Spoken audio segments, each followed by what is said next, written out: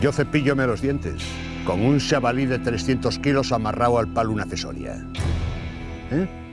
Ni una caries. Yo no tengo pararrayos en casa. Cuando fai tormenta, saco la churra por la ventana. ¿Oíste, Nacho Vidal?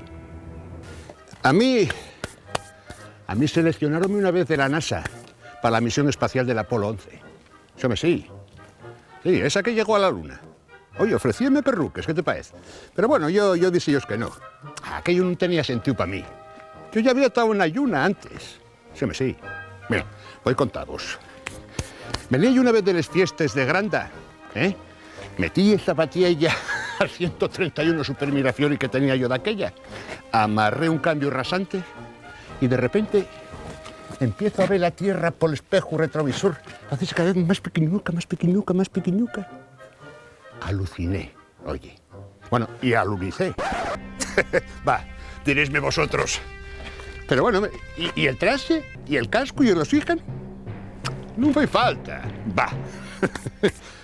La verdad es que cuesta un poco de trabajo respirar, sí, pero no mucho más que cuando te metes en un váter de esos de alquiler que ponen en las fiestas de Prau.